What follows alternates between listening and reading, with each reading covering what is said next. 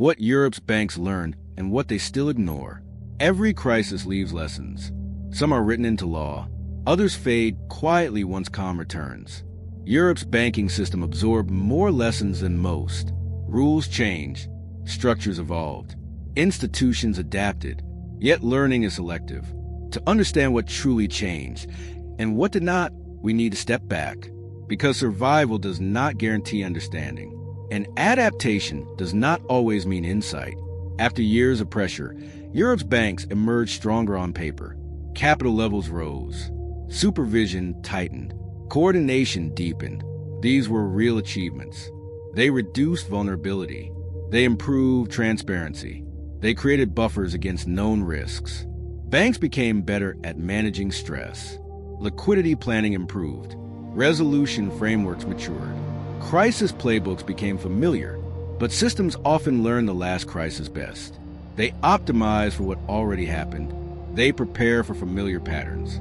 The deeper question is whether Europe learned the right lessons, or whether it learned the most comfortable ones, because many of the forces that shaped past crises still exist. They have only changed form. Confidence still moves faster than capital.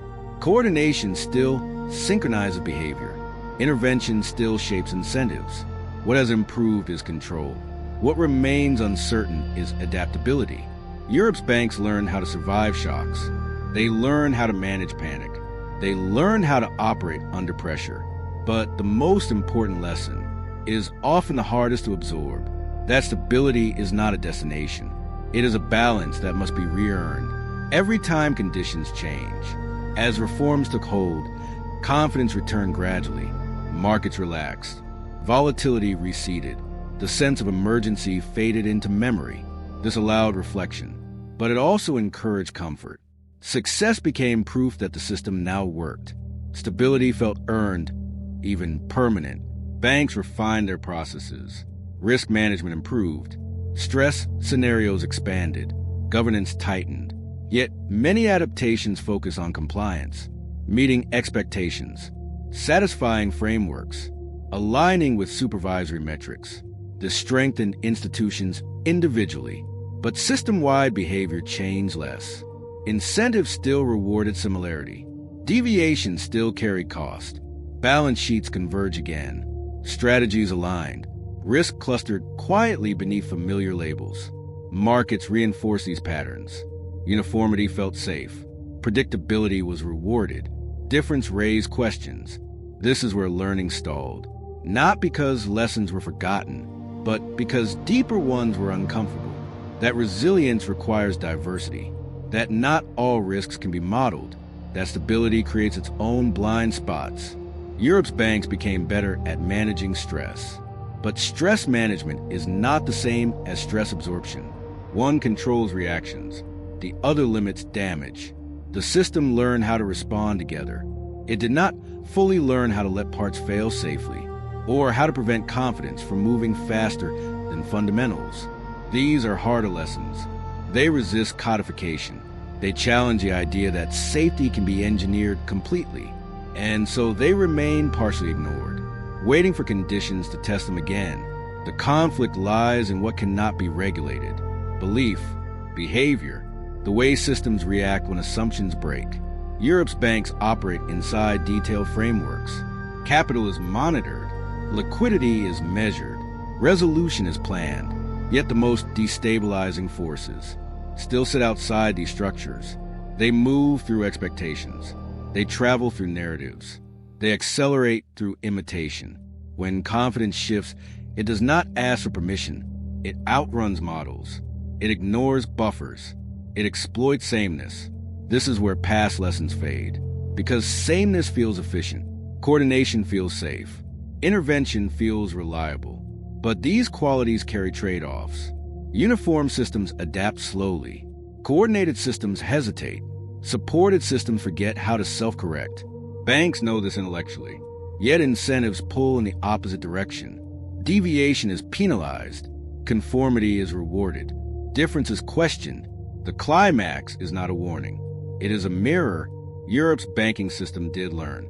It learned how to stop panic, how to coordinate under pressure, how to survive shocks that once seemed unmanageable. These lessons matter. They made the system stronger. They reduce chaos. They preserve continuity. But survival can create its own illusion that the hardest problems are solved, that frameworks can replace judgment, that stability, once achieved, will hold. What remains overlooked is subtle. That confidence is fragile. That sameness amplifies stress. That intervention reshapes behavior long after necessity fades. Europe's banks are safer than they were, but they are also more synchronized, more reliant on shared assumptions, more dependent on coordination, holding perfectly. The system has learned how to react. It has not fully learned how to prevent reaction from becoming contagion, how to let parts fail without fear, how to keep diversity without fragmentation. These lessons cannot be written into rules. They cannot be stress tested easily. They live in incentives, expectations, and culture changes only when challenged.